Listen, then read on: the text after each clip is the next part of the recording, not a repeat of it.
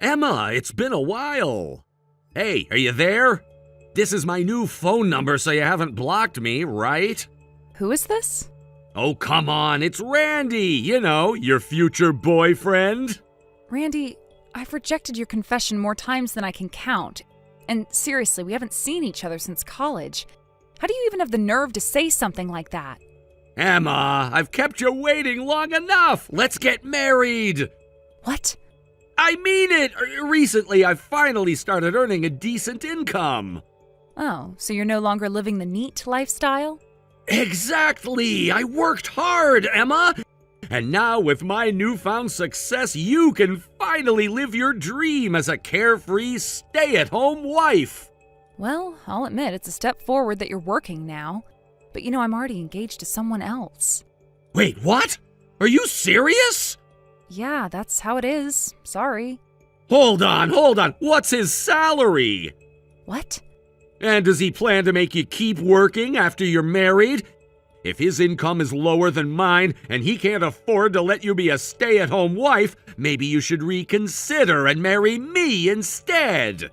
Yeah, no. I'm not about to share his income details. That's personal. But just so you know, I plan to keep working after marriage, and it's my decision. Wait, what? That's terrible! Why do you think that? Come on, Emma. You say it's your decision, but isn't it really because your fiancé doesn't earn enough to let you quit? Let's be honest, he's probably broke, isn't he? And you're too embarrassed to admit it. I'm not embarrassed. In fact, his income isn't something I'm ashamed of at all. And like I said, I want to work because I enjoy my career. My fiancé respects that. You don't have to pretend. Randy, seriously. Yeah? If you're going to bring up this ridiculous comparison between you and my fiancé, shouldn't you at least reveal your own salary? I can't even make a judgment without that information. Oh, yeah, good point. Though I'll tell you right now, it's not going to change my mind, just to be clear. No way, you'll definitely change your mind. Okay, fine, I'll tell you. But keep in mind, I only started working 3 months ago after leaving the neat life. So here it is, my monthly salary. Are you ready? Drum roll, please. I could do without the theatrics. No fun. Okay, here goes. My monthly salary is a whopping $1,200. What? Impressive, right? With this, you can finally live a luxurious life as a stay-at-home wife. 1,200? Yup. You're serious? Of course. So you're actually serious? What's the matter? Are you stunned by how amazing I am? I mean, I'm stunned, but for different reasons. I knew it. I'm that good, huh? No, it's just... that's really low. Huh? Look, I'm not trying to insult you. It's great that you've finally become independent and stopped relying on your parents. That's an important step, but... But what? What's the problem? It's not a problem, per se. It's just painfully obvious that you have no idea what average incomes or living expenses look like in the real world. Oh, come on. My dad told me his first paycheck was around the same amount. Yeah, but wasn't that, like, 30 years ago? Do you have any idea how much the cost of living has risen since then? And let me ask you this, can you even live on $1,200 a month? Of course, I budget carefully and I manage to spend just about all of it every month. So, you're saying you have no room to save any money? Savings? Not exactly, no. If your hypothetical wife became a stay-at-home partner, you'd be covering expenses for 2 people with that $1,200. On top of that, you'd need to save a significant amount each month for the future. It's pretty clear that $1,200 wouldn't cut it. The future? Like when we have kids? Exactly. Think about it. More groceries, higher utility bills, and education costs. Your salary doesn't support the kind of lifestyle you're imagining. So it all comes down to money, huh? Money isn't everything, but it's a pretty big part of being able to live comfortably. Marriage isn't just a fantasy, it's a practical commitment. All right, fine. What about you and your fiancé then? Are you making enough to talk down to me like this? Yes, for one thing, I'm earning more than you, and my fiancé earns more than I do. What? His income alone could support us, but these days you never know what might happen. That's why we've agreed to keep working together to build a stable future. Besides, I love my job, so I have no intention of quitting. So, you don't even want to be a stay-at-home wife? Not really, no. Oh, well that changes everything. I guess I don't need to work hard anymore. Wait, what? Here's an idea. You keep working and I'll be the stay-at-home spouse. Excuse me? If you're earning enough for both of us, there's no point in me working, right? Are you serious right now? Absolutely. I'll quit my part-time job and focus on supporting you at home. Wait, part-time job? You're not even a full-time employee? And you're proposing to me with that? Hold on, Randy, hello? Are you even listening? Don't just leave me on red. Randy, did you just put down your phone and stop talking to me? How did it come to this? Didn't you read the message from earlier?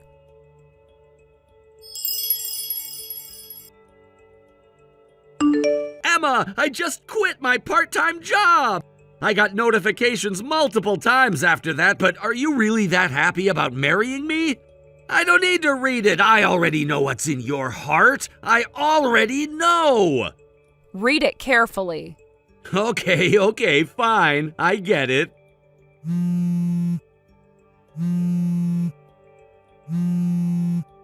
Hey, seriously? That's what it is. That's just cruel! You went on and on about how happy you were when we got engaged! No. I was just giving an example that if your monthly salary is $1,200, having your wife stay at home as a full-time housewife is unrealistic. You're so dependent on your family's financial support, and you think it'll just magically work out? But with your earnings, we could make it work! Well, I've already turned down your proposal. If there's love, money doesn't matter, right? No, that's not the case. That love you're talking about, it was never there between us to begin with. What are you saying? No way! That's impossible! I've said it before and I'll say it again. There was never any real love between us. I might have liked you, but it wasn't love in the way you're imagining. It's not that I didn't care about you, but it was never the deep, meaningful connection that you're looking for. You're so persistent! I turned down your proposal, so why can't you understand that? Why do you keep trying to convince me otherwise? Also, my fiancé wants to tell you something. Wait, he's here? Don't mess with my precious woman, you jerk. What? My brother? Yeah, my fiancé is your younger brother, Frank. Your family, who's all about the firstborn, treated him terribly because he was the second son. They kicked him out of the house when he finished middle school. That Frank. You're lying! That Frank who only graduated middle school is making more than me? No way! He's not a high school dropout anymore. Huh? He worked while attending a night school, and with the money he earned, he finished college. Now he's working at a big company with a position of responsibility. No way! It's completely true. While you were living off your parents, doing nothing, Frank worked hard and kept moving forward with his own strength, and that's how he is today. I admire Frank's attitude, and I've decided to support him for the rest of my life. Wait!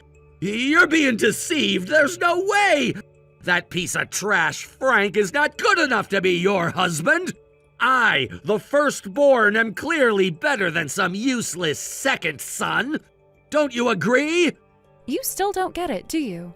Frank doesn't have the luxury of relying on other people to support him. He's the one who made his own future, and you're the one who's still stuck in the past. You still believe in some outdated idea of what it means to be a man, when the firstborn should always be in charge and the second son should just follow. That's not how life works anymore. I know that people like you with such outdated ways of thinking are completely incompatible with me, so goodbye. No! You can't just walk away from me! I'll make you regret this. You'll see. I don't think so. I've made up my mind, and there's nothing you can say or do to change that. I'm done with all the baggage you carry around. I'll be happy with Frank, and I don't care what you think about it. Your opinions don't matter to me anymore. Wait! I will never accept this. Never! You're the one that won't accept things. Frank and I have built something solid together, while you've just been coasting along with no plan. You had your chance and you wasted it. I'm sorry, but I'm moving forward with my life. You've got to be kidding me! This is ridiculous! No, this is reality. You can keep living in your fantasy world, but Frank and I are out here living our real lives. And that's the difference, isn't it? But Frank is just... He's nothing! You're throwing away your future with someone like him! I don't think you understand what you're saying. Frank is a hard-working, independent man. He didn't rely on anyone, not even his own parents, to get where he is today. That's something you could never do. You're just too comfortable in your own little bubble to see the truth. I'll show you! You'll regret this, I swear! No, I don't think I will. I don't regret a single thing. I'm happy with Frank, and I am proud of him. We're going to make it, and nothing you say is going to change that. Wait! You're making a huge mistake! I'm not making any mistakes. You're the one who's been stuck in the past, clinging to outdated beliefs and thinking you can control everything. Well, I'm done with it. Frank and I are moving on, and you can't stop us. You can't just forget about everything we had! What we had meant something, didn't it? You're throwing it all away for someone you barely know! What we had?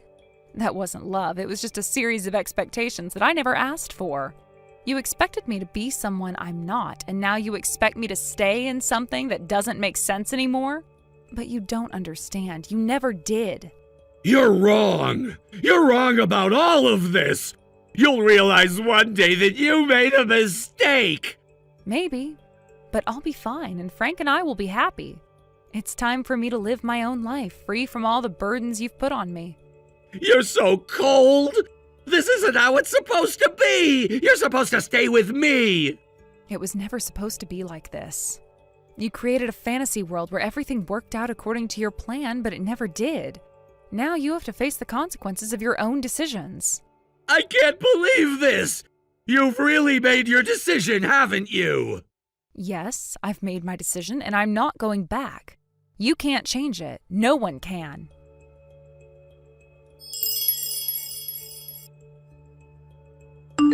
Randy's part-time job seemed to have been something that his parents, concerned about their own future and income, had arranged for him. They wanted him to work for a company owned by an acquaintance with the idea that one day he could transition to a full-time permanent position. This plan was meant to provide some financial security for his future and, in their eyes, ensure that he would be able to support himself as he grew older. They were looking to safeguard both their own old age and his, hoping his job would give him a stable income stream that would eventually allow him to live independently without needing to rely on them for support as they got older. However, Randy did not share his parents' vision. Despite the opportunity, Randy decided, quite abruptly, to quit the job he had been doing. It wasn't just that he left the job. He didn't even give much thought to the consequences of his actions. He quit without consulting anyone, and within no time he was back to his old habits, unemployed and living off of his parents, essentially reverting to a state of dependency. The plan that his parents had carefully laid out for him was in tatters. Their hopes for his future, which had seemed so promising when he started the job, were dashed in an instant. Randy's decision to quit and return to his previous lifestyle meant that their concerns about his well-being had only grown stronger. At the same time, the situation with Randy forced his parents to take a closer look at Frank, Randy's younger brother, and his life choices. They had heard about Frank's current situation and felt a sense of urgency. Frank had managed to build a life for himself, having overcome the challenges of growing up in a family where he had often been neglected, especially compared to Randy. He had worked hard, developed independence, and successfully made a name for himself without relying on their help.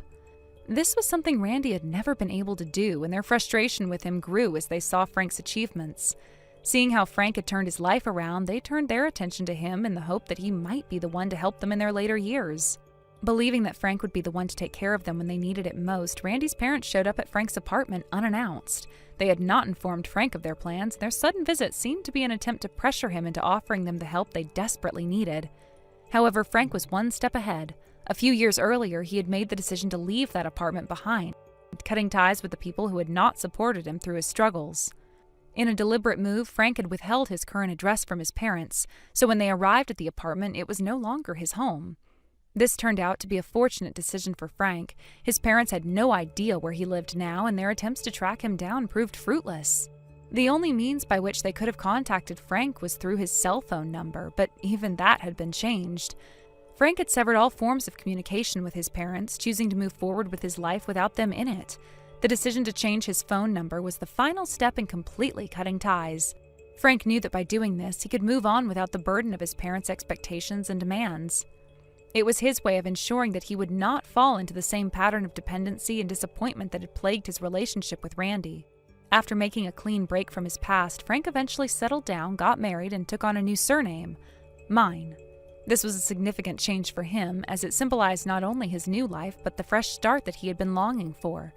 As he embraced this new chapter in his life, he also moved in with my parents, with whom he now shares a home. The relationship he shares with my father in particular is something truly special. My father and Frank bonded over shared hobbies, and their connection grew stronger with each passing day. It wasn't just about being in the same household, it was about genuinely enjoying each other's company and sharing common interests. They would often spend hours together discussing everything from books to films to music, and their conversations were filled with laughter and excitement. It was clear that Frank had finally found a place where he could thrive both personally and emotionally. My father, who had always been a strong support for me, was now giving Frank the same sense of encouragement and care that he had given me throughout my life. Frank, who had once felt neglected and alone, now had a family that truly understood him and welcomed him with open arms. It was a far cry from the situation he had experienced with his own parents, who had only ever seen him as a means to their own end, someone who could eventually care for them when they no longer were able to manage on their own. In many ways, Frank's life had come full circle. What had once been a story of hardship and neglect was now one of growth and happiness. He had gone from being the overlooked and underappreciated younger brother to being someone who was not only independent, but also a beloved member of a family that cherished him. The contrast between him and Randy could not have been more apparent, and Frank's success in creating a fulfilling life for himself served as a silent reminder to Randy of what could have been.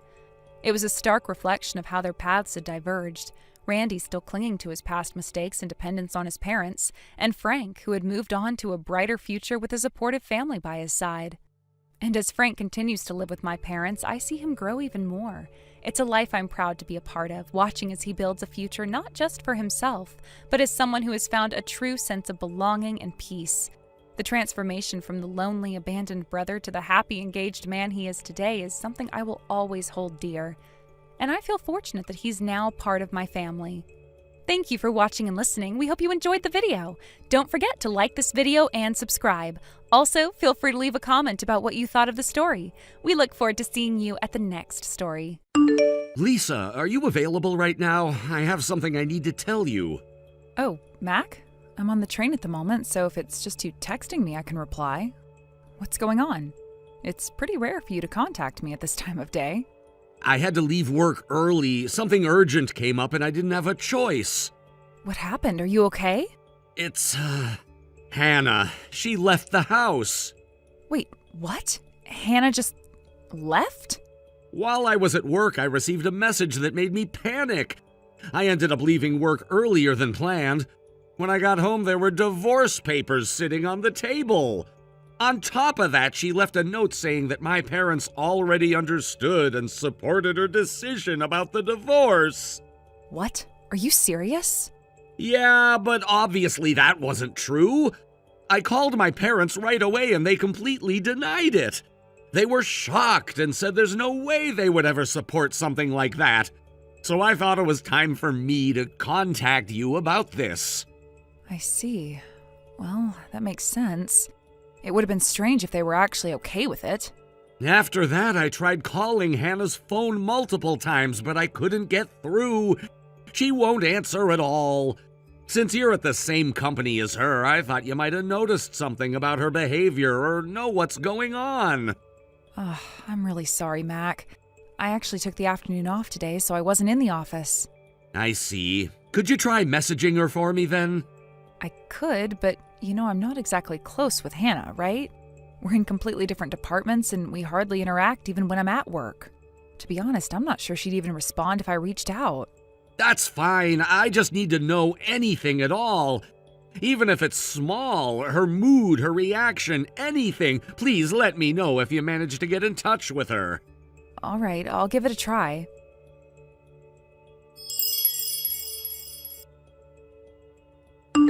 Hannah, hello. Where are you right now? Oh, Lisa. Did Mac reach out to you? Yes, he told me you left the house and left divorce papers behind. He seemed really upset. What's going on? Why did you do something so drastic all of a sudden? Well, from Mac's perspective, I suppose it might look sudden. But for me, this wasn't something that just happened out of nowhere. To be honest, I've started seeing someone else. What? Are you serious?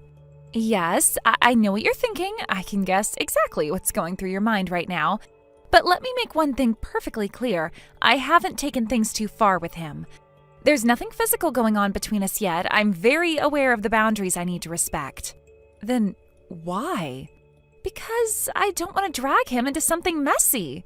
If I were to stay in this marriage while deepening my relationship with him, it would only bring him unnecessary trouble. That's why I've decided to keep things between us purely emotional for now. It's not ideal, but it's the right thing to do under the circumstances. I'm sorry, but I still don't understand. How could you just leave Mac like that? I left a letter for Mac explaining everything. I also asked him to submit the divorce papers by the end of the day. You really think it's that simple?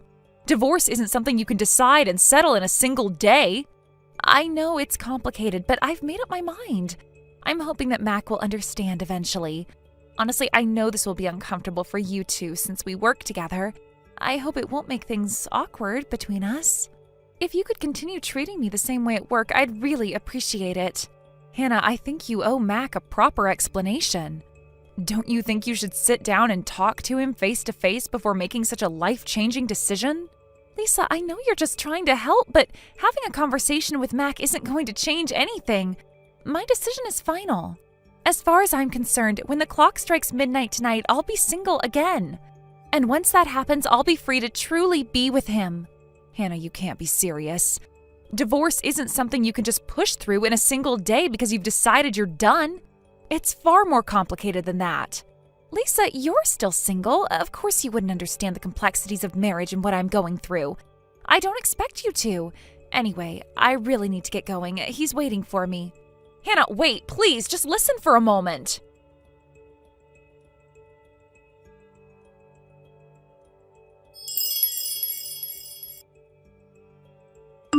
Mac, I talked to one of our coworkers in her department during work hours to see if they'd seen or heard anything.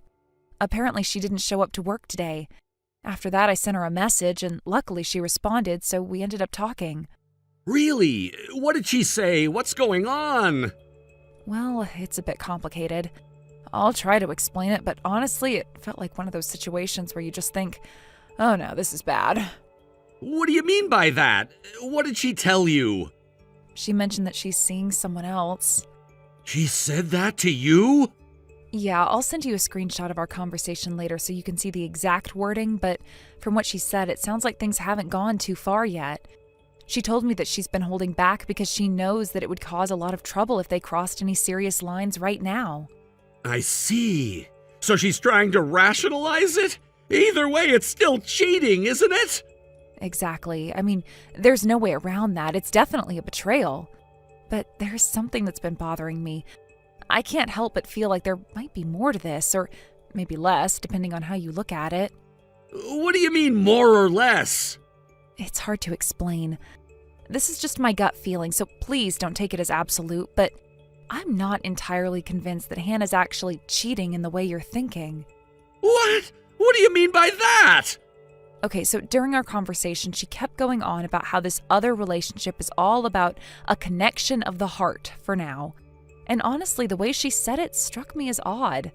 It reminded me of the kind of thing you hear from someone who might be overthinking things or getting caught up in their own imagination. You mean she's delusional? Well, maybe that's too strong a word, but think about it. Remember how you once told me that Hannah tends to get carried away with her own assumptions? You said that sometimes she has a hard time distinguishing her own perceptions from reality. Yeah, I remember mentioning that. And don't forget the whole misunderstanding with your parents.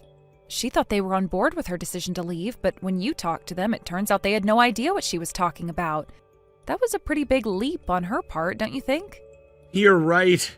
That situation should have been a red flag. Exactly, and then there's the stuff that happened back when you two got engaged. Didn't she cause some kind of misunderstanding with one of your junior colleagues? Oh yeah, that was a mess. She thought they were saying something about her behind her back, but it turned out she'd completely misinterpreted the situation. It caused a lot of unnecessary drama.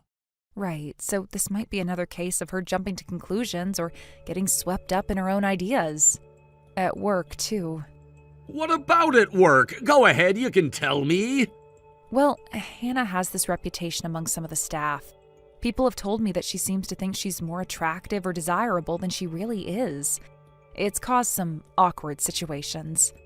A couple of coworkers even came to me for advice because they didn't know how to handle her behavior. I didn't realize it was that bad. I'm sorry she put you in that position. It's okay, really. Don't worry about me. Still, it feels like this might be part of a pattern. After the incident with your junior colleague, she apologized and promised she'd learned her lesson. I decided to let it go because I believed her when she said it wouldn't happen again. But I made it very clear that if something like this happened a second time, there wouldn't be any more chances. Well, that makes sense, and I appreciate you sharing your thoughts. Like I said, this is just my perspective. If it turns out I'm completely wrong, I'm sorry. No, don't apologize. Honestly, you've given me something to think about. I've been so panicked about everything that I wouldn't have even considered this possibility on my own. What you've said is helping me calm down and think more clearly. I'm glad to hear that. By the way, aren't you on a trip with Fred right now?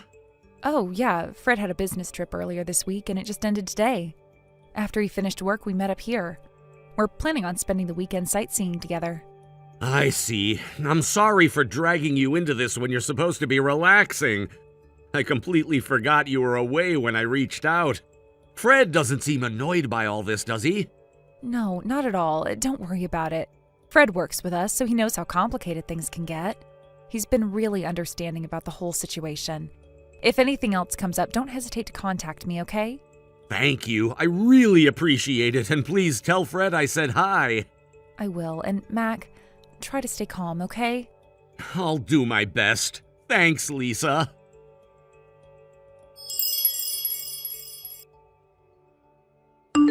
Lisa, what's going on? Wait, Hannah? What do you mean, what's going on? You're with my boyfriend? What on earth do you think you're doing? Huh? I'm with my boyfriend, Fred, right now. What's the problem? What are you talking about? Fred is my boyfriend. Huh? I even heard him talking to his boss today. He was confirming that his business trip finishes on Friday, so he plans to meet me at the location and we'll spend the weekend sightseeing together. He got approval from the company to do this, so that's why I'm here. But then I saw you checking into the inn with Fred. Explain this. Wait, hold on. Hannah, are you saying that Fred was your target all along? Target? What are you talking about? Fred isn't the kind of person to cheat. He has no intention of being involved with you in any way. What? Are you saying you are the one he's cheating with? Huh? Well, once today is over, I'll be officially divorced, so I'm willing to overlook this for now. But you'd better return my Fred to me quickly. Look, Hannah, Fred and I have been together for almost 4 years now. We started dating shortly after we both joined the company. Huh? I recently introduced Fred to my parents as someone I'm considering marrying, and I've also met his family. Recently? You mean last Sunday? Yes, last Sunday. Come to think of it, Hannah, you came to my house uninvited while I was away for about 30 minutes to pick up my paycheck, right? Well... Fred just told me that when he came to my place and saw how surprised you were, he told you, I've come to ask for permission to date Hannah, and then suddenly you started squirming and sat next to him? Well... Fred still can't make sense of what happened, but he's still confused about it. So was this just another case of one of your misunderstandings? Misunderstandings? But Fred said Hannah, even though I'm not related to him, but I'm like a real partner to him and his family. Wouldn't you think he was referring to me, his real partner, not you? But think about this carefully, okay? If Fred were dating you and wanted to introduce himself to his parents, my parents, who would be your in-laws, would have no reason to meet you at all. Well, I thought he was asking for my permission to divorce my husband so he could be with you, but since he couldn't confront him directly, he might have been trying to smooth things over with my parents first. Maybe he was trying to soften the situation and create a less direct approach. So is this the kind of wild imagination you've come up with? Honestly, it doesn't make any sense at all. Then what about this trip? This trip was planned by Fred so we could travel together. It has nothing to do with you. What? No. This is a disaster. I left the divorce papers for Mac. What do I do now if this leads to a divorce? About that, as soon as I realized the misunderstanding during this conversation, I immediately informed Mac. Right now, he's probably on his way to City Hall with the divorce papers. No way. And Mac left me a message. He said, I can't deal with your misunderstandings anymore. I'm leaving today and will pack my things. I'll transfer half of the assets into your account by tomorrow. I won't ask for alimony, but stay away from me from now on.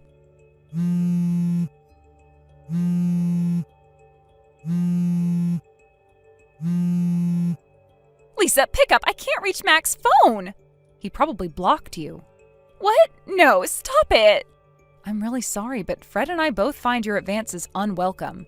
Please refrain from contacting us from now on.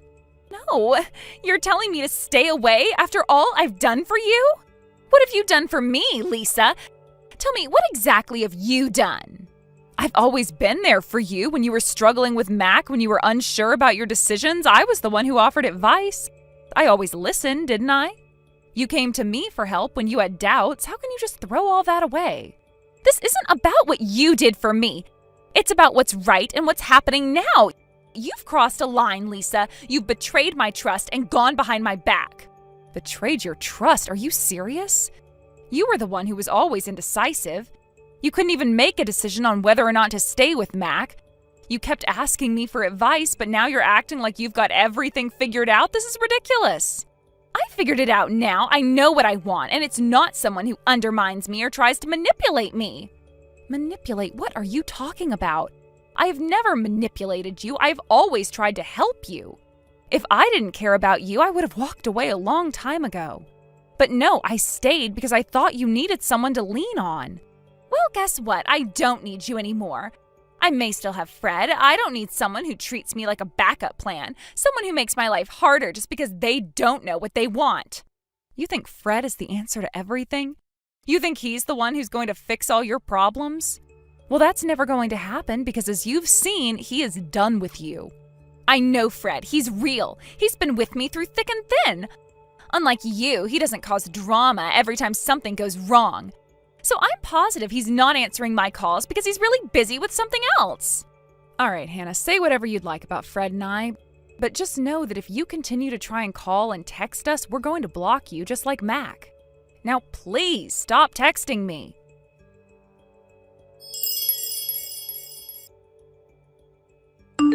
It's truly impressive how much someone could misunderstand everything like this. Hannah's department had an overwhelmingly male-to-female ratio of 9-to-1, and it seems like this situation led to some of the misunderstandings among the people there. This was based on a conversation with Fred, who worked in the same department as Hannah. Fred mentioned that there was a tendency for certain individuals in the office to become confused about the nature of their relationships and intentions, especially when the environment was so heavily skewed in favor of men. Apparently, there were also frequent comments from Hannah that seemed to hint at her being overly popular among her male colleagues. She often said things along the lines of, "It's so tough, I'm just too popular and the guys are constantly chasing after me." Such remarks were clearly attention-seeking, but it seemed to further fuel the misunderstandings that already existed. People around her might have interpreted these comments in various ways, and before she knew it, a bizarre scenario had formed in her mind, a delusion that there was some sort of inevitable competition going on for her affection. She began to believe that the men in her office were secretly fighting over her, competing for her attention behind the scenes. The situation took an even stranger turn when Fred visited my parents' house. This event seemed to perfectly align with the timing of Hannah's delusions about the so-called battle over her. Fred's visit to my family home must have been the moment when her fantasy became a reality in her mind. She imagined that Fred had somehow emerged victorious in this imaginary contest for her affection, and from that point on, she convinced herself that Fred was the winner of the battle for her love. To make matters more complicated, Hannah had been through a divorce by this point. She had left her job and returned to her family's house in the countryside. The divorce was a difficult experience for her, and she sought solace by retreating back to her rural home, far away from the bustling city. However, her troubles didn't end there. 2 years later, she found herself embroiled in yet another spectacular misunderstanding, this time with the influential figures of her hometown. The misunderstanding escalated to the point where it severely impacted her standing in the local community. Hannah became the subject of widespread gossip, and soon the entire village turned against her. Her family, feeling the pressure from the situation, became estranged from her, and they made the decision to cut ties to her. They effectively excommunicated her, and Hannah had no choice but to leave and relocate somewhere else, further removed from her previous life and connections. It seems that the misunderstanding, which had initially started as a trivial delusion, spiraled out of control and had lasting consequences for Hannah's life. What had started as a casual daydream of being pursued by the men in her office transformed into a full-blown fantasy that affected her personal relationships. Eventually, these delusions created such a rapture in her life that she became alienated from the people who were once close to her. It's fascinating how one small misunderstanding can snowball into such a massive and irreversible situation. If she hadn't spun this web of imaginary love and competition, perhaps her life might have turned out differently. But instead, she found herself caught in a self-made trap with no clear way out. Fred, who was also involved in this strange turn of events, must have found it just as bizarre as anyone else. He had no intentions of being part of any such competition. His visit to my family home was purely innocent, yet it had become a catalyst for Hannah's distorted interpretation of reality. As much as it seems that the situation was beyond his control, Fred couldn't escape the fallout from Hannah's increasingly erratic behavior. His involvement in the story made it even more complicated than it already was. Looking back at the whole situation, it seems like a series of unfortunate coincidences. The office dynamics, the comments about being too popular, Fred's visit to the family home, and Hannah's personal turmoil all collided to create a chaotic sequence of events. One misunderstanding led to another, and before long, it seemed like everyone involved was caught up in a web of confusion and speculation. Hannah's final fall from grace came when she was effectively ostracized by her hometown community. It was a harsh reality for someone who had once been a part of the close-knit village, but the weight of the misunderstandings and the rumors that followed her actions were too much to bear. Her attempt to rebuild her life in a small town turned into a complete disaster, and she ended up moving away in search of a fresh start. In the end, it's a story of how things can easily go awry when people misinterpret actions or words, especially when they're already predisposed to creating fantasies in their minds. Hannah, like so many others before her, found herself trapped by her own illusions, and those around her suffered because of it.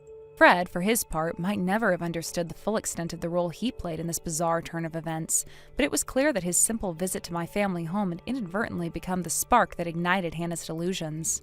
As for Hannah now, who knows where she is or what she's doing? Her life seems to have taken a sharp detour, and it's unlikely that she'll ever return to the life she once had. The combination of misunderstandings, misplaced beliefs, and emotional struggles left her isolated and alone, a cautionary tale for anyone who finds themselves caught up in their own delusions. Thank you for watching and listening. We hope you enjoyed the video. Don't forget to like this video and subscribe. Also, feel free to leave a comment about what you thought of the story. We look forward to seeing you at the next story. Is this Wade's phone number I'm currently speaking to? Yes, this is Wade. Who's asking? This is Cliff. I borrowed Sam's phone. I'm the one who's been dating Sam for a while now. I see. This is a picture of Sam and me together. It's proof that we've been in a relationship. When was this photo taken? It was taken last month during a trip we went on. Sam told me she was going away on a trip with her old school friends, and she mentioned that she'd be staying overnight at this hotel. So we decided to further proceed with the relationship we had before. Ah, I see. So, based on what you're saying, you are aware that Sam is my wife? Yes, I am aware. That's actually the reason I'm calling. I wanted to talk to you about something important. What exactly do you want to discuss? To put it bluntly, I would like you to divorce Sam. I see. Well, I'm sure you understand, but if a divorce happens, there will be compensation involved. Of course, I'm referring to the fact that I'll be making claims for damages against both you and Sam. Yes, I understand that. I've thought about it, and I'm ready for that. That's why I'm reaching out to discuss things with you. Also, Sam and I have a 3-year-old son. What's your position on that? I would actually prefer if you could take care of him. If that's the case, I will have to request child support from Sam. Yes, I understand. And as her future husband, I will take full responsibility for providing for him. I'll make sure to pay the child support. I understand your point, but just to confirm, does Sam know anything about this situation? No, actually, Sam has no idea about any of this yet. Her birthday is coming up next month, right? Yes, that's correct. Well, here's what I'm hoping for. I would like to finalize the divorce before her birthday so that once she's officially free, I can propose to her as a surprise. I've been waiting for the right moment, and this would be perfect. A surprise proposal, huh? Do you understand my intentions? I'm serious about this. I understand your intentions, and I see where you're coming from. But before I make any decisions about a divorce, I need to discuss this with Sam. So I can't give you a final answer right away. I'll need time to talk to her and then get back to you with a proper response. I see. Well, I'll be waiting for your reply. I really hope you'll consider everything carefully. I understand that you're serious about this. However, as I mentioned, I need to speak with Sam first. This isn't something I can decide on my own. That's fair, of course. I completely understand. But let me tell you something. This isn't just some casual thing for me. Sam and I have been together for a while now, and we've built something important. I want to make her my wife, and I want to be with her for the rest of my life. I appreciate that you're being honest with me about your intentions, but I still need to talk things over with Sam. I can't make any decisions without consulting her first. I understand that, and I'll respect that. But I'll say this, I'm prepared for whatever comes next. I'm ready to support Sam in every way I can. And if that means being her husband, then I'll gladly step up and take on that responsibility. I'm sure you will, but I also have responsibilities. As Sam's husband, I've taken on responsibilities that I don't plan to give up easily. I have a family to protect, and I'm gonna make sure that no one gets hurt in this process. I understand that, I really do. But I want you to know that my intentions are pure. I want to be with Sam, and I'm willing to do whatever it takes to make that happen. Well, we'll have to wait and see how things unfold. Again, I will talk to Sam, and then I'll let you know where we stand. Thank you for understanding. I hope that you will seriously think about what I've said and take it into consideration. I will. I'll make sure to discuss it thoroughly with Sam. Please, be patient and we'll figure things out. Thank you for your time. I'm looking forward to hearing from you soon.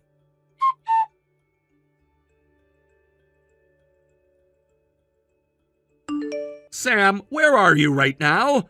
I just got off work and I'm on the train home. Well, that's usually the case, but what's with that tone?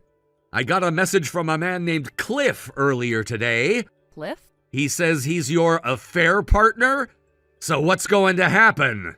Well, He showed me a photo from last month's trip as proof. he went that far?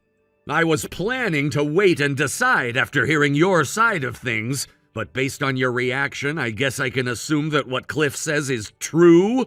Yes, I'm sorry, but that trip was with my friends from school. It was really just a friend's trip. I see. And? Cliff is a junior of mine, and he was traveling alone. It just so happened that we stayed at the same hotel. We hit it off and spent a lot of time chatting in his room about old memories, and the atmosphere just took over. I admit it. I'm sorry. I understand it's not about the number of times, but I want you to know that it was just that one time with Cliff. Since then, he's been messaging me a lot, but I haven't replied or met him. I see. I've been thinking for the past month about whether or not I should be honest with you. But now that it's come to this, I know I have to accept that divorce might be the only outcome. I'm really sorry. Well, I understand now. We'll talk face to face when we meet. Yes, I'm sorry. But you know, there's something that doesn't quite add up between your story and Cliff's. What doesn't add up? Cliff was all ready to marry you. What? He said he wants to propose to you on your birthday next month, but he wants me to divorce you before that. What is that? I don't even know how to respond. I didn't even have that intention, and if I could go back, I regret it all. I even talked to Cliff about it, but guess he didn't understand. Anyway, we'll talk tonight. I'll show you the messages from him then. Divorce is almost certain for me, but I think there's something wrong with how Cliff and I are not on the same page. Yes, I'm really sorry for all the trouble I've caused.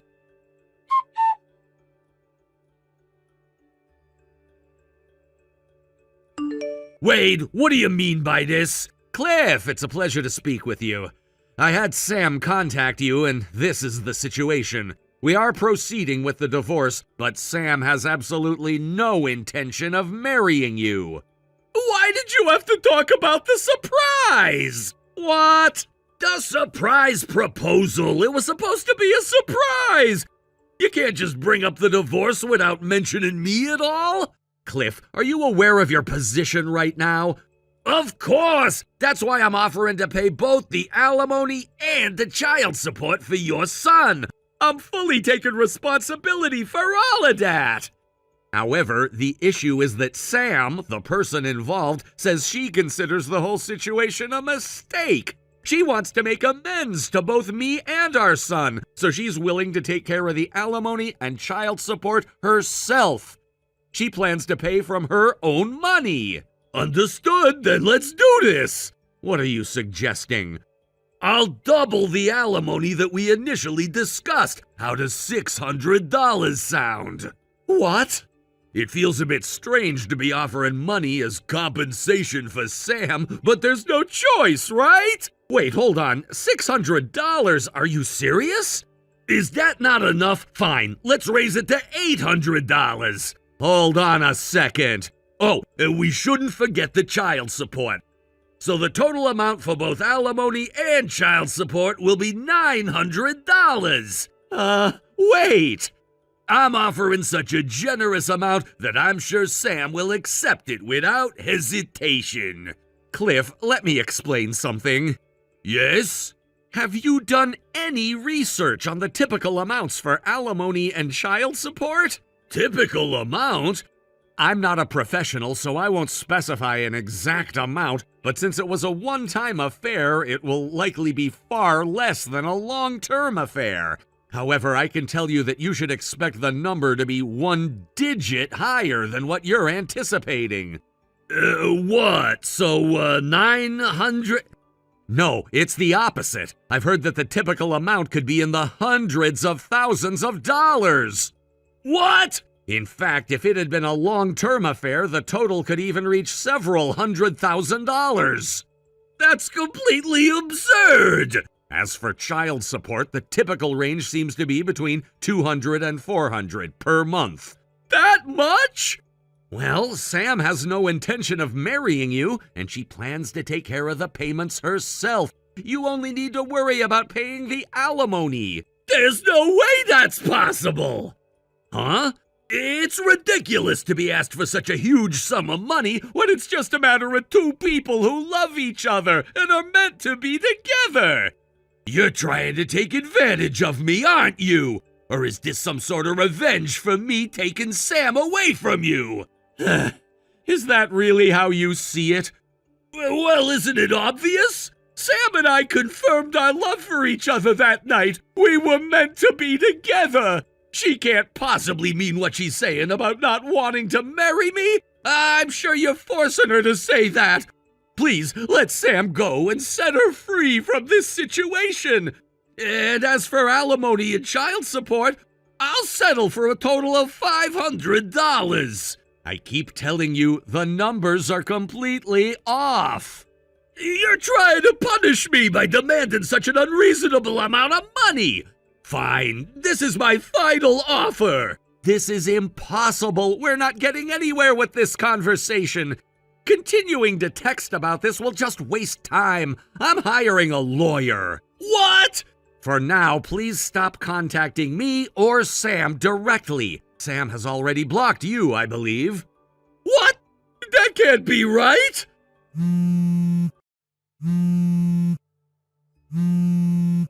Please, let me speak to Sam! I'm sorry, but from now on, I request that you refrain from contacting either me or Sam. I've confirmed your current address through Sam's friends, so I believe a lawyer will be coming to visit you soon. I won't accept this! I finally got together with Sam! Meeting again at that hotel was definitely fate! It was a sign that we were meant to be together! I've loved Sam since we were in school, and now we're finally together! Don't you dare get in the way of our love!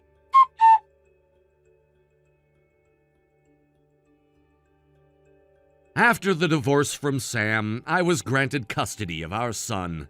The decision wasn't made lightly, and there were a lot of emotional and legal battles we had to face. Sam and I had been through a lot together, and the road to separation wasn't as clear-cut as I had initially hoped. But in the end, after everything settled, I was the one who ended up with custody of our child. Sam had shown a lot of regret for her actions during the marriage, and that was something I didn't take lightly. It wasn't easy, but I decided to be understanding. Sam, realizing the seriousness of her situation and the consequences of her actions, agreed to reduce the alimony she would owe me. This was a significant step because, at one point, I thought the amount she would be required to pay would be much higher. However, we came to an agreement that she would make payments for child support in installments, which allowed us both some breathing room financially. We also decided not to go through with a division of property, meaning that I wouldn't be entitled to a share of her assets. In a way, this was a relief because it simplified the process, though I would be lying if I said it wasn't a little disappointing. The financial arrangements had been difficult to settle, but it was the emotional aftermath of the divorce and dealing with Cliff that took the longest time to sort out. Cliff, who is a key part of our separation, became a significant source of stress and conflict. From what I could gather, he seemed to believe that Sam's reluctance to marry him was somehow tied to our son and me. He thought that the bond I shared with my son was preventing Sam from being able to fully commit to him. This idea came out of nowhere, but it became a huge issue for all of us. Cliff, for reasons I still don't fully understand, became increasingly erratic in his behavior as time went on. There were several incidents where Cliff's behavior escalated. At one point, he made an attempt to abduct our son. I couldn't believe what was happening. I never thought something like that would happen to us. He tried to take my son, and it was all too much. That was when I realized that things had gone too far, and I had to take action to protect both myself and my child. Cliff didn't stop there, though. There were other disturbing incidents, such as me being attacked one night while walking alone. I was injured, though not severely, but the fear and trauma I experienced from those events stayed with me long after the physical wounds had healed. These incidents were too much to handle, and I knew I had to protect my son and myself. I filed a report with the police detailing everything that had happened. I felt a strange sense of relief when the authorities took the situation seriously and did what they could to ensure that Cliff was taken away and placed where he couldn't hurt us anymore. It wasn't an easy process, and it took a long time before I felt safe again, but I knew I had done what I needed to do to safeguard my family. I couldn't allow Cliff's actions to dictate my life or my son's future. During this time, I had to make some decisions that would affect the rest of our lives. I couldn't stay in the same place with all that had happened, so I packed up and moved away with my son. We moved into my parents' house, a place I had not lived in for many years. It wasn't ideal, but it felt like the safest place to be at the time. I didn't want to risk staying in a place that felt unsafe, not with everything that had occurred. My parents were incredibly supportive, and having them around gave me the strength I needed to move forward. They helped me and my son settle in, and it felt comforting to know that we were surrounded by people who cared about us. Sam, for her part, also decided to move out of the home where she had been living. She went back to her parents' house, which wasn't a decision I expected her to make, but it was probably for the best. I knew she needed to get some space and sort things out in her own way. The situation was difficult for everyone involved, and we all needed time and space to heal. It wasn't just about me and Sam anymore. It was about our son and what was best for him. I couldn't let the events that had happened affect his life any more than they already had.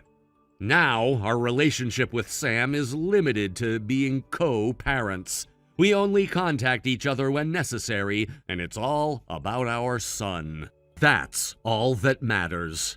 We don't talk much beyond the essential things like arranging schedules and ensuring that our son's needs are being met. While I wish things had turned out differently, I know that this is the best course of action for everyone involved. We've both had to make sacrifices, but at least now we're both focused on what's most important. As for Cliff, things have been quiet for a while.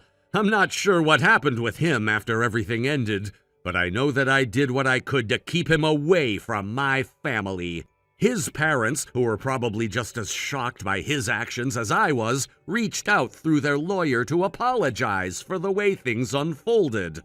It wasn't much, but it was something. I was glad to hear from them because it meant that they recognized how wrong their son had been in this entire situation. I never wanted things to get this far, but I knew I had to take a stand for the safety and well-being of my son and myself. Now, as time goes on, things are starting to feel a bit more normal. The fear and anxiety that haunted me during those dark times are slowly starting to fade. I can finally breathe again, and for the first time in a long while, I'm starting to feel like I have control over my life. It's been a long and difficult journey, but I know I made the right choices. I'm just focusing on my son, my family, and rebuilding our lives together. I have no idea what the future holds, but I know that we're stronger now, and I'm ready to face whatever comes next. Looking back, I realize how much I've learned through everything that's happened. It wasn't just about surviving, it was about finding the strength to move forward even when it seemed impossible. I don't regret my decisions, and while I still have a lot of healing to do, I know that I've done what was necessary to protect my son and give him the life he deserves. Peace is slowly returning to our lives, and I'm hopeful that the worst is behind us. Thank you for watching and listening. We hope you enjoyed the video. Don't forget to like this video and subscribe. Also, feel free to leave a comment about what you thought of the story. We look forward to seeing you at the next story. Hey, Alexis, where are you going? Why did you leave before me? I was planning to have you cover my part of the bill. Seriously, come back here right now. Excuse me, what are you even talking about? We didn't come to this cafe together, remember? I was already here, minding my own business when you walked in and sat down. It's not like I promised to treat you or anything, so why should I be responsible for paying your bill? Oh, don't act like that. What's your problem? I came up to you at the cafe, didn't I? I even said hi to you. Given the circumstances, it's obvious that you should treat me. Do you even realize what kind of position you're in right now? You're in no position to refuse, Alexis. What are you talking about? What position? Oh, wow. Is that really the attitude you want to take? What do you think your husband would say if he knew you were here today, having tea with that man? And what about the moms from your social circle? What would they think if they found out? Why would it matter to anyone? Seriously, go ahead and tell them if you want. It doesn't bother me. Don't play dumb with me. I've already thought about this carefully. Just in case some people might not believe me if I told them, I made sure to take a few pictures. That's right, I've got photographic proof. So no matter what excuses you try to come up with, there's no way you can deny this now. Get it? I don't think you understand. I haven't done anything that would require me to deny or hide. Even if you try to spread rumors about me, it won't hurt me in the slightest. I'm not worried about it at all. Wait, what? Are you serious right now? Wow, to hear you say that. Wait a minute, could it be? Oh, I see how it is now. What are you going on about? So that's what's going on. You're saying it doesn't even matter if people find out about your affair, huh? You've reached the point where even if the truth comes out, it won't make a difference to you. Affair? What are you talking about? I'm not having an affair. Oh, please, you don't have to hide it anymore. The man you were sitting with at the cafe, he had that dashing, slightly older vibe, didn't he? He looked like the kind of guy who could sweep someone off their feet. Listen to me, that man is not my lover, okay? I was meeting with him for work, that's all, nothing more.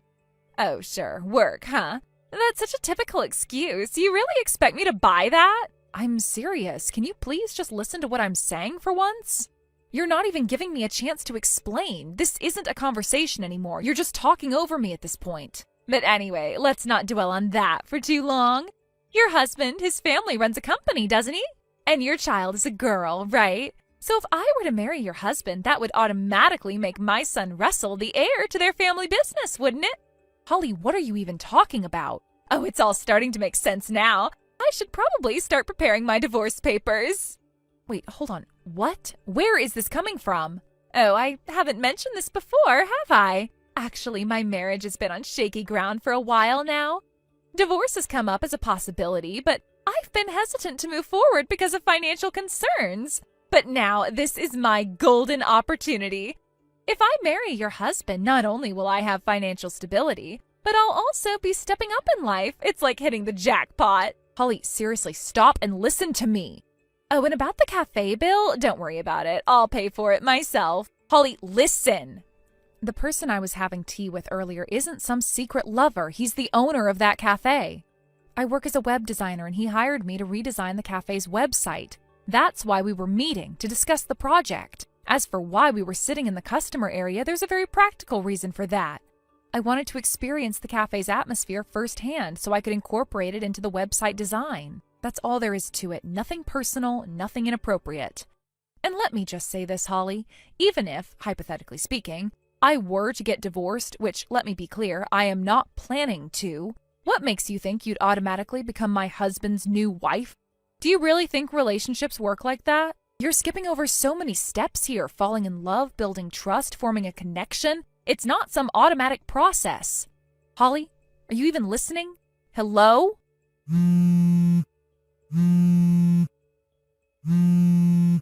Why aren't you answering? You haven't even opened my messages yet. I really hope you're not doing something impulsive. Holly, please, just think things through, okay?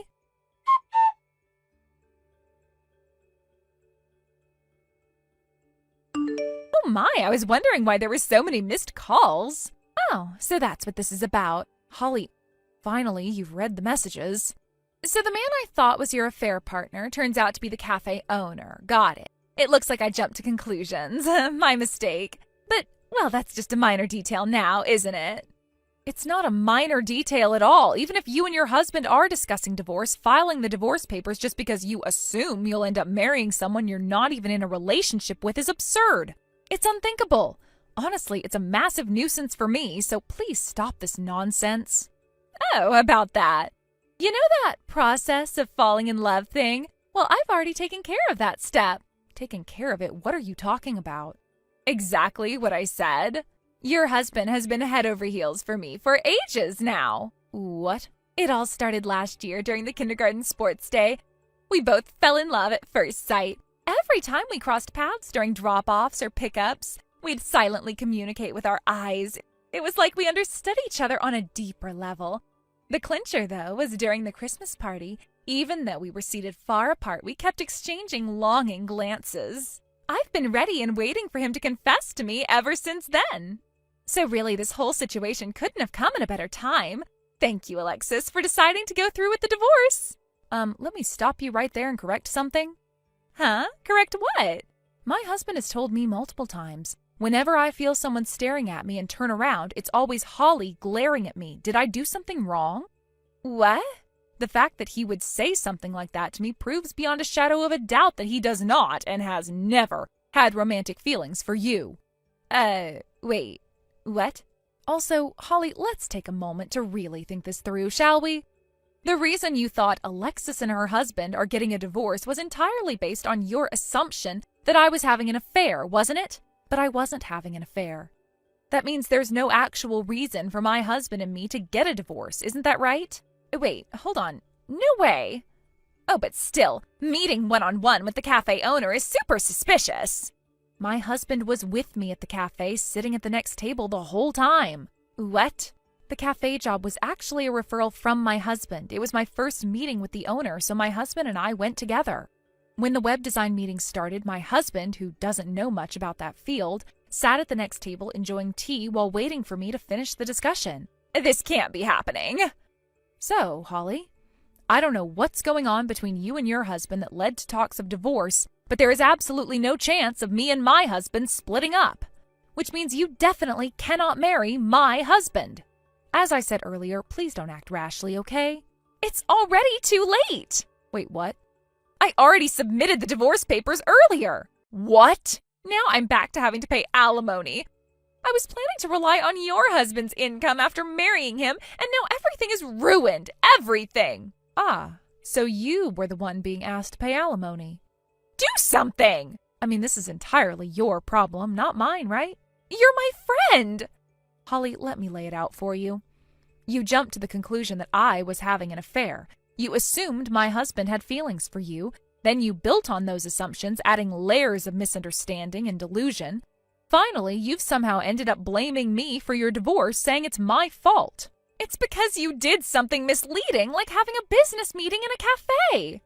My husband was literally sitting at the next table. There was nothing misleading about it. What? Details don't matter now. Just fix this for me. Listen, do you even realize that you haven't apologized to me even once? Something like that? Yeah, I'm done. I won't be associating with you anymore. Wait, hold on a second. I'm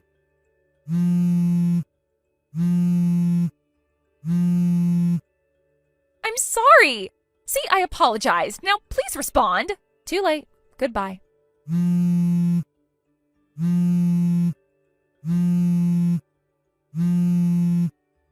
Alexis, answer me.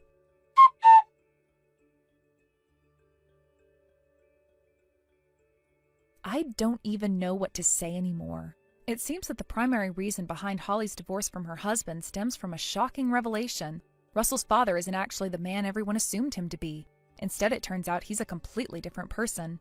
This revelation caused a massive upheaval in their relationship, shaking the foundation of their marriage. What makes matters even more complicated is that the identity of Russell's real biological father remains completely unknown. No one has been able to determine who he is, and it seems unlikely that this mystery will ever be solved. The uncertainty and unresolved nature of this issue added layers of tension and mistrust to an already fragile relationship. For the longest time, Holly was unwilling to proceed with the divorce. Despite the truth coming to light and the deep rift it caused between her and her husband, she clung tightly to the marriage. Perhaps it was a desperate attempt to maintain some semblance of stability or to avoid the social stigma of being a divorced woman. Whatever her reasons, she refused to let go. Her husband, on the other hand, had reached his breaking point. The revelation had been too much for him to handle, and the idea of staying in a marriage built on lies was unbearable. However, even with his resolve to end things, the process of divorce proved to be a long and grueling ordeal. Holly's refusal to cooperate dragged things out unnecessarily, creating a tense and emotionally draining situation for both parties.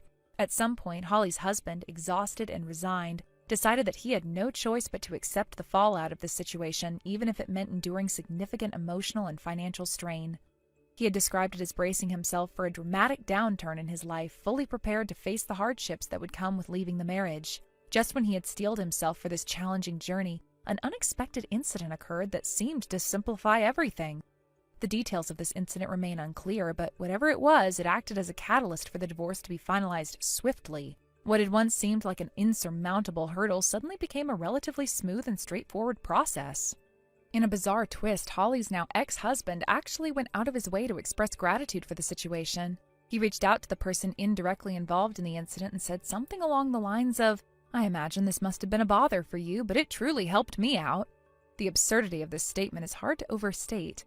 Imagine being in a situation so convoluted that the person escaping a deeply troubled marriage feels compelled to thank someone for their indirect role in resolving the mess. It's a testament to just how surreal and tangled the entire ordeal has become. After the divorce was officially finalized, one might have expected Holly to accept the outcome and move on with her life. However, that was far from the case. In the aftermath of their separation, Holly made numerous attempts to reconcile with her ex-husband. She pleaded with him, made emotional appeals, and tried to convince him to give their relationship another chance. It was clear that she wasn't ready to let go of the life they had built together, no matter how flawed or fractured it had been. Despite her efforts, her ex-husband remained resolute. He had made up his mind to move forward, and he was determined not to be drawn back into the chaos that their marriage had become. In an effort to create a clean break, Holly's ex-husband took a job transfer to a different city. The new position required him to relocate, which he saw as an opportunity to distance himself from Holly and the painful memories of their marriage.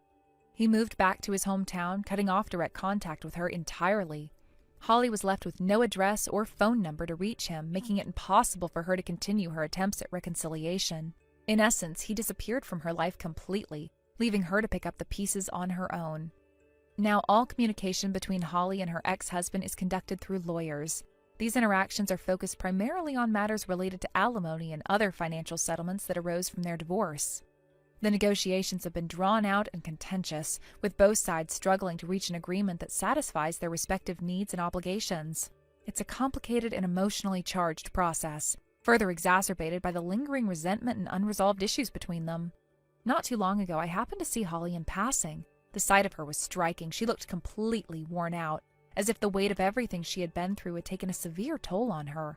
Her once vibrant and confident demeanor was nowhere to be seen.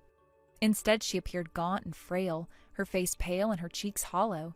Dark circles under her eyes hinted at sleepless nights, and her overall appearance suggested that she had been working herself to the brink of exhaustion. Whether it was to cover the expenses that came with the divorce or simply to keep herself afloat in the aftermath of everything that had happened, it was clear that she was struggling. It's difficult to see someone in such a state, especially when you know the person they used to be. Holly was once a woman who exuded energy and self-assurance, someone who seemed capable of handling anything that came her way. To see her reduced to this fragile version of herself is a stark reminder of how quickly life can change and how even the strongest among us can be brought low by unforeseen circumstances. Despite everything, there is a sense of inevitability about what Holly is going through. The choices she made, the secrets she kept, and the way she handled her relationships all played a role in shaping her current situation. While it's natural to feel some measure of pity for her, it's also important to acknowledge that actions have consequences. Life has a way of teaching us lessons, often in the most unforgiving ways possible. Holly's current struggles seem to be one of those lessons playing out in real time, a reminder that the truth has a way of surfacing, no matter how deeply it's buried, and that the decisions we make can have far-reaching effects. As I reflect on everything that's happened, I can't help but wonder what the future holds for Holly. Will she find a way to rebuild her life and regain some sense of stability, or will the weight of her past mistakes continue to drag her down? It's hard to say. For now, all I can do is hope that she finds the strength to move forward and create a better life for herself, one where she can learn from her past and make choices that lead to a more fulfilling and peaceful life. However, the road to recovery for Holly is going to be anything but easy. There's a deep emotional burden she must grapple with, a sense of failure that will likely haunt her for years to come. In her quieter moments, I imagine she must reflect on what went wrong, the missteps that led her down this painful path, and wonder whether things could have been different. Regret is a heavy companion, one that often arrives when damage has already been done, and I suspect Holly will have her fair share of sleepless nights spent reflecting on everything that transpired. In time, Holly may come to terms with her choices. Perhaps she'll find some solace in the understanding that, despite the collapse of her marriage, she is still capable of rebuilding her life. After all, many people emerge from difficult relationships stronger and more resilient. However, she'll need a great deal of support, and there may be moments of solitude where she faces the full weight of what's been lost. It's important that she finds the right people to lean on, those who will offer encouragement and guidance without judgment. The process of healing takes time, but with the right mindset, it is always possible. Thank you for watching and listening. We hope you enjoyed the video. Don't forget to like this video and subscribe. Also, feel free to leave a comment about what you thought of the story. We look forward to seeing you at the next story.